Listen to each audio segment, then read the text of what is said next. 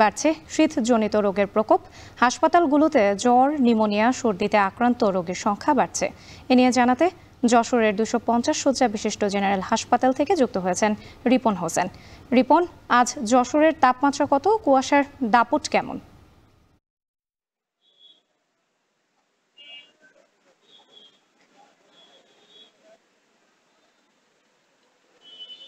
যশোরে আজকে সর্বনিম্ন তাপমাত্রা বিরাজ করছে 10.8 ডিগ্রি সেলসিয়াস এবং বাতাসের আর্দ্রতা রয়েছে 95 ভাগ এবং কুয়াশার যে দৃষ্টিসীমা সেটি রয়েছে 500 মিটার, অর্থাৎ কুয়াশা কম রয়েছে এবং শীত বেশি রয়েছে। যদিও বেলা বাড়ার সাথে সাথে সূর্য ওঠার কারণে শীত অনুভূত কিছুটা কম হলেও আমরা দেখেছি যে এই কারণে হাসপাতালে রোগীর সংখ্যা বাড়ছে, বিশেষ করে ঠান্ডাজনিত রোগীর সংখ্যা বাড়ছে। আমরা চিকিৎসকদের সাথে কথা বলেছি, তারা বলছেন যে দিনের বেলা বেশ কিছু সময় যে গরম পড়া এবং শীত অতিরিক্ত পড়া, এই কারণেই আসলে যে শিশুরা এবং বয়স্কজনিত যারা রয়েছে তারা এই শীতজনিত রোগে আক্রান্ত হচ্ছে। আমরা দেখেছি যে যে 250 শয্যা হাসপাতালে 510 জন রোগী ভর্তি রয়েছে এখন পর্যন্ত।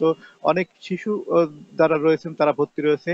আমরা হাসপাতালের মেঝেতে অনেকে চিকিৎসা নিতে দেখেছি যে বেড সংকট রয়েছে, সেই বেড সংকটের কারণে তারা মেঝেতে চিকিৎসা নিচ্ছে। যদিও 250 শয্যা হাসপাতাল, সেখানে 510 জন চিকিৎসা নিচ্ছে, এই মুহূর্তে ভর্তি রয়েছে এবং আউটডোরে যে বহির্বিভাগের যে চিকিৎসা সেটিও কিন্তু নিচ্ছে। আমরা দেখেছি যে সেখানেও রোগীর চাপ বেড়েছে। সব মিলে আসলে শীতজনিত রোগীর সংখ্যা এই হাসপাতালে বাড়ছে। যারা চিকিৎসক রয়েছেন তারা বলছেন যে যারা বয়স্ক এবং শিশু রয়েছে তাদের জন্য বাড়তি পরিচর্যার কথা বলছেন এবং পচাবাসী যে খাবার রয়েছে সেই খাবার জন্য না খেয়ে গরম ভালো খাবার খাওয়ার কথা তারা বলেছেন এবং যে বাচ্চারা রয়েছেন, শিশুরা রয়েছেন, তাদের যে গরম কাপড় পরিয়ে বাইরে বের করার কথা বলছেন এবং একটু বেলা করে তাদের বাইরে বের করার কথা বলছেন এবং যে খাবারগুলো রয়েছে তাদের খাওয়ার কথা বলছেন। আমরা দেখেছি যে যশোরে গতকালকে আমরা দেখেছি যে 10.2 ডিগ্রি সেলসিয়াস তাপমাত্রা বিরাজ করেছে। আজকে 10.8 ডিগ্রি সেলসিয়াস। 10-এর থেকে 15 এর ভেতরে কিন্তু তাপমাত্রা ওঠানামা করছে। সে কারণেই